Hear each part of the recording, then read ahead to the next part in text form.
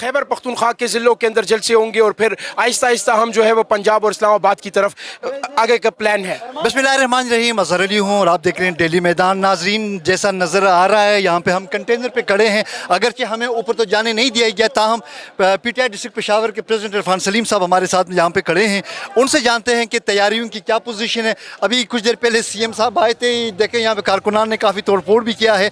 तो कल के हवाले से, सिक्योरिटी के हवाले से और मजमूई जो कारकुनान की आमद के हवाले से तैयारियों को हतमी शक्ल दे दी गई है। तो ये इरफान सलीम साहब की ज़बानी सुनते हैं। ये इरफान भाई बताइए क्या हो रहा है और कल क्या होने जा रहा है? देखिए, कल इंशाअल्लाह ताला अज़ीज़ पेशावर का नहीं बल्कि पूरी खैबर पख्तूनख्वा की तारीख़ का सबसे बड़ा जलसा होने जा रहा है। आपके सामने है कि 26 नवंबर को जो हम पुरअमन तरीके से इस्लामाबाद गए थे मार्च करने, वहाँ पर हमारे ऊपर जिस किस्म का जुल्म और बर्बरियत की गई, हमारे कारकुनों को शहीद किया गया, उसके बाद ये सबसे बड़ा इवेंट जो है तकरीबन 1 साल के बाद पेशावर में होने जा रहा है। और ये हमारी जो ये आप देखिएगा कि ये एक बहुत बड़ी तहरीक जो है हम यहाँ से उठाने जा रहे हैं। इसके बाद मुख्तलिफ ज़िलों के अंदर, खैबर पख्तूनख्वा के ज़िलों के अंदर जलसे होंगे और फिर आहिस्ता आहिस्ता हम जो है वो पंजाब और इस्लामाबाद की तरफ आगे का प्लान है। देखिए, पेशावर कल जो है इंशाअल्लाह ताला अज़ीज़ भरपूर तरीके से तैयार है।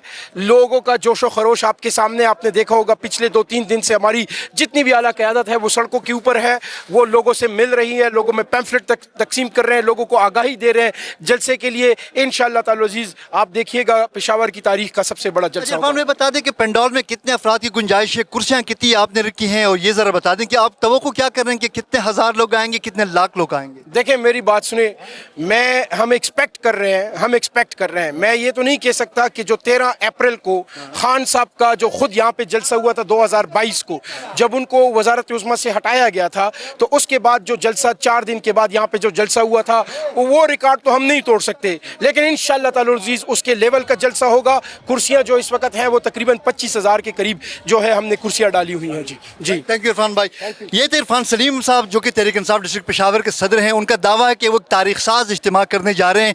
उनका कहना है कि 25,000 कुर्सियाँ इस पंडोल में, जो कि हमारे अक़ब में नज़र आ रहा है, यहाँ पे धरी हुई हैं और लोगों की वैसे पुरजोश हैं कारकुनान, और इसमें पूरे मुल्क से आने की उम्मीद है जो जलसे के मुंतज़मीन हैं उनको। तो हम कल ये सूरत हाल का हतमी अंदाज़ा लगाया जा सकेगा कि कितने लोग शिरकत करेंगे और ये जलसा कितना कामयाब साबित होगा। और इस जलसे के नतीजे में मुल्क में कोई नई सियासी तहरीक अगर तहरीक इंसाफ शुरू करने में कामयाब होती है तो उसका हमें आने वाले दिनों में अंदाज़ा हो जाएगा।